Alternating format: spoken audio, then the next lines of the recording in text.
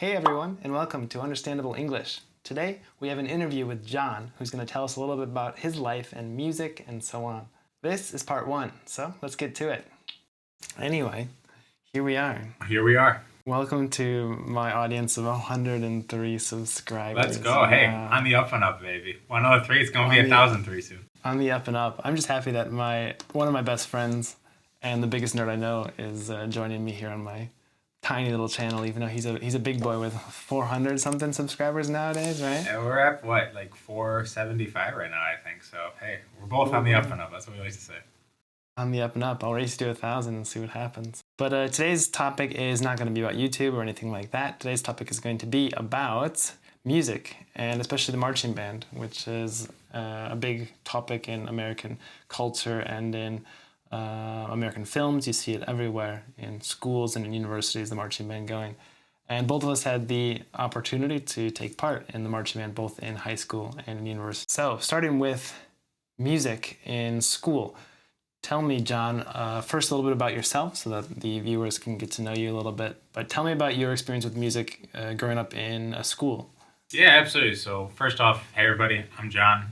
I'm a lifelong friend of Ryan's here. I think we got to know each other, probably about 10 years ago now? 10 years ago. And we met through our college band. So, I'm from the United States. I'm from a little town right outside Chicago, Illinois. And I've been playing music for as long as I remember. I started when I was roughly 9 years old. I picked up my first instrument in elementary school and joined the band program. Throughout my time, I played many different instruments as I switched from year to year, trying to figure out which instrument I liked best.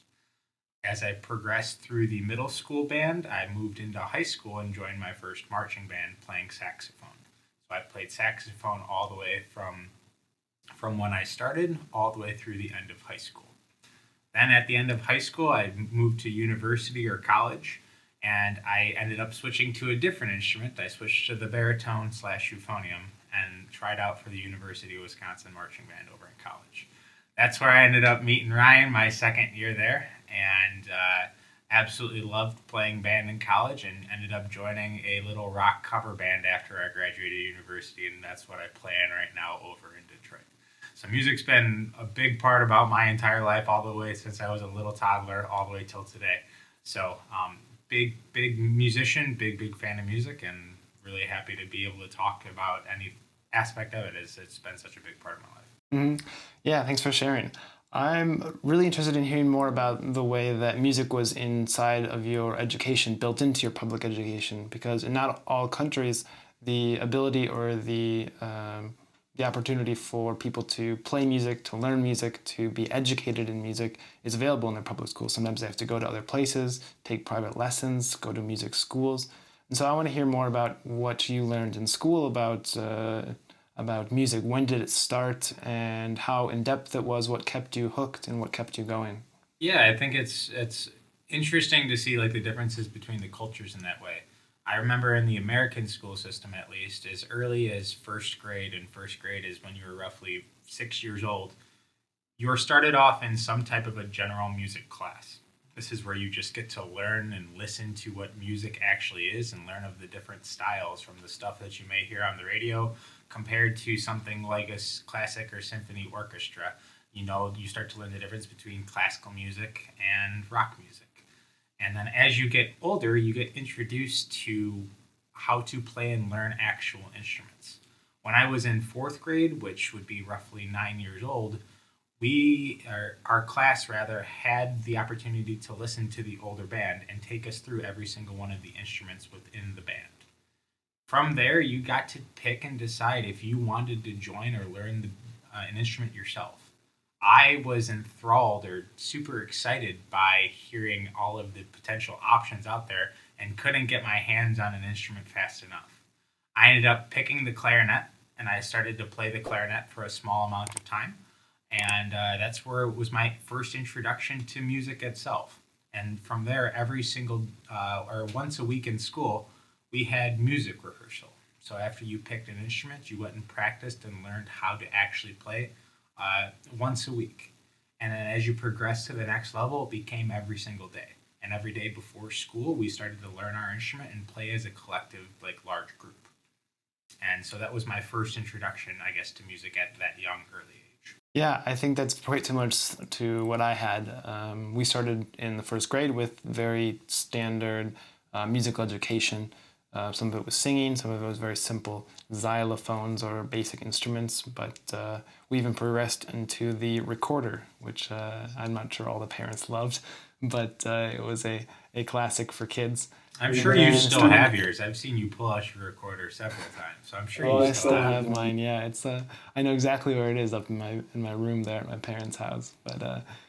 But yeah, once we got to the sixth grade, we got to choose if we wanted to go further into band or into choir. You could do both. I chose to go further into band, and both my brother and I chose the flute. It's kind of a strange instrument because that instrument is very, especially with the younger kids, a stereotypical girl instrument. But both my brother and I decided to choose the flute.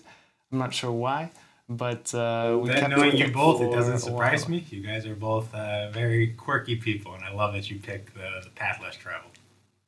Yeah, so yeah, we definitely enjoyed it. And we kept the flute all through middle school, all through high school, and we seemed to have this army of boy flautists or flute players who kept coming with us, and every year we seemed to gain more and more until our senior year or our last year of high school. We had, I think, six male flautists, and we were just the kings of the You band. had six? That's huge. Okay, well done. That's impressive. That's impressive. So we had a lot of fun with that, and and that was still parts of the marching band and all of that as well. So, but let's transition a little bit towards the marching band because each school is a little bit different. But the main thing is that the marching band is always tied in with sports or with football in high school. So tell me about your experience with your marching band and how it tied in with sports and with American football and so on. Yeah, no, I think it's interesting. So, me personally, growing up, I actually grew up playing American football through most of my life. I started out playing flag football and then transitioned into the actual tackle football that you have seen on the TV. And when I was ending middle school, moving into high school, our school, you basically had to make a decision on which one you wanted to do. Because of just the way, Mm. like the time frame and the way that things overlapped, you really couldn't do both at the same time. So I ended up making the decision to pursue music because I enjoyed playing in the band more than I enjoyed playing football. And then when the marching band season wasn't in season, like was in a different month, I decided I played sports then. I was a basketball player and a baseball player as well. So getting to do marching band, you kind of learned how to interact with like different aspects of the football players. Like the football players had their field or at a certain time. The marching band, at least in our school, had it after their practices. So we were lucky, at least in our school, to have a very good, good, happy relationship with the football team. There really wasn't competitiveness between the two. We didn't fall into the stereotypical norms of the football players bullying the band players or anything along that regard. We had a very competitive program, a very well respected program. Our school had won state several times, so there was just a all around mutual respect between the sports versus the arts at my school, and I'm very lucky to kind of have that throughout my high school career. Yeah, I think that's a good thing to talk about is that stereotypical nerd versus the jock. You see it in films, and sometimes you see it in real life as well. And a lot of times, of course, the band kids are part of that band nerd stereotype, where the football kids are part of the jock stereotype. But in truth, a lot of times there's a bit of a mix. I remember there are kids who played tuba during the day and then football during the evening, or vice versa.